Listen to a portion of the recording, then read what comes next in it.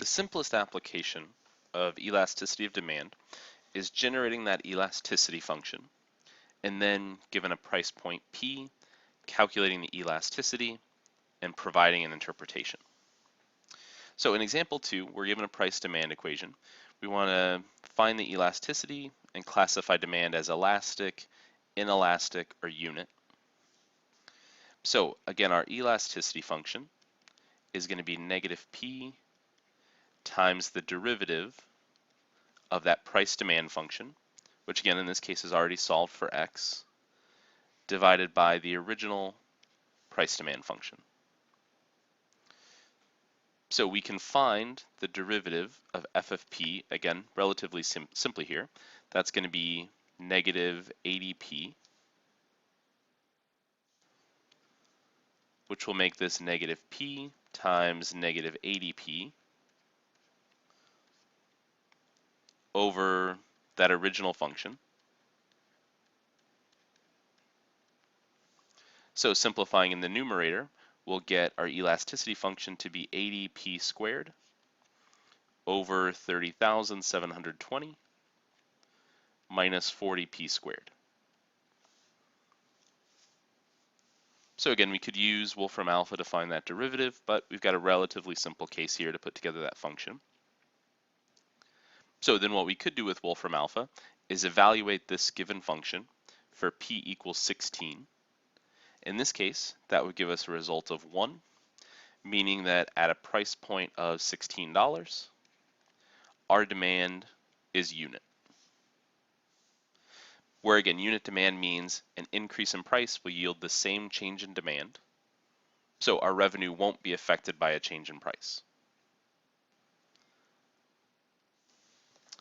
In example 3, we're given in this case a function that isn't initially solved for x. So the first thing that we need to do in part A is express our demand x as a function of the price p. We could take care of this step manually, or rely on Wolfram alpha to take care of that for us.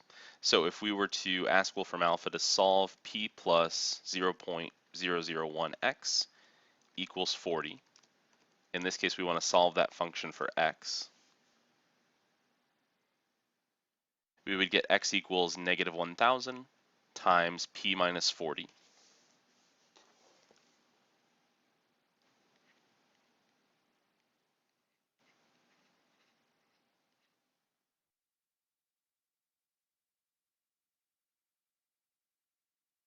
Or if we were to go ahead and distribute that negative 1,000 through, we would get negative 1,000p plus 40,000.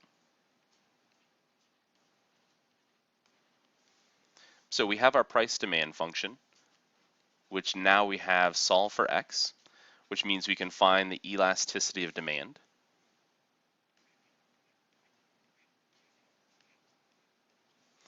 So we'll get negative p times the derivative of our price demand function, which would be negative 1,000.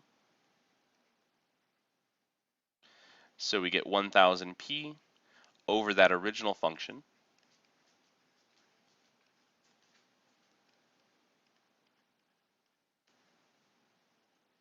over negative 1,000p plus 40,000. So with that elasticity of demand function constructed, we could evaluate it for p equals 25 to get a result of 5/3. So we could evaluate 1,000p divided by 1,000p, or negative 1,000p, plus 40,000 for p equals 25.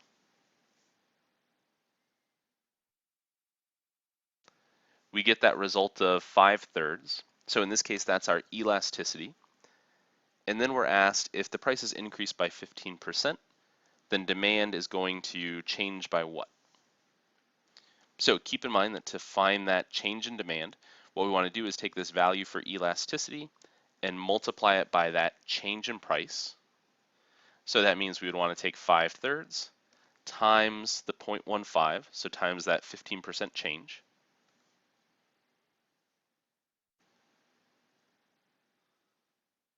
to get 0.25 or 25%. So if price is increased by 15%, then the demand is going to decrease. Since price and demand always change in opposite directions, if one is increased, the other is decreased. So an increase of a price of 15% will decrease demand by 25%. Or in short, that's going to decrease our revenue, since our price is only going up 15%, but our demand is decreasing by a larger amount. In this case, increasing price would lead to a decrease in revenue.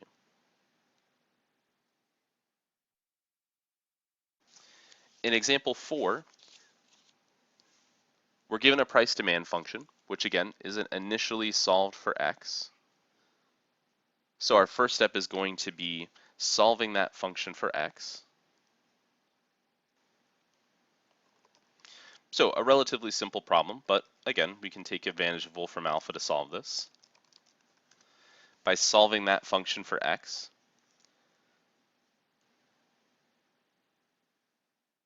giving us a price demand function of negative 20p minus 90.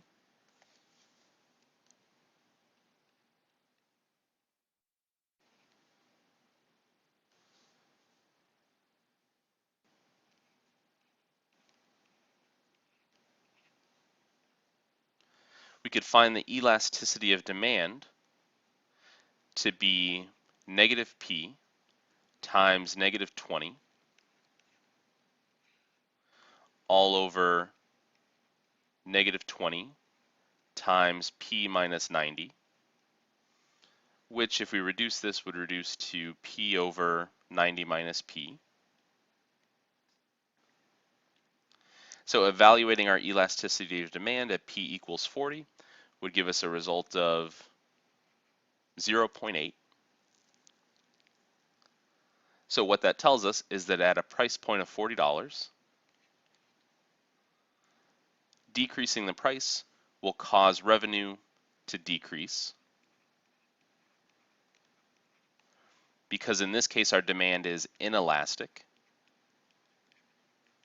since that value for EFP is between 0 and 1. So in that case we'd actually want to increase the price to increase revenue. If we evaluate elasticity at 50, we get a value of 1.25. So that means at a price point of $50, decreasing the price will cause the revenue to increase. Because in this case, that value for elasticity being larger than 1 means that demand is elastic. So we want to decrease the price to increase revenue.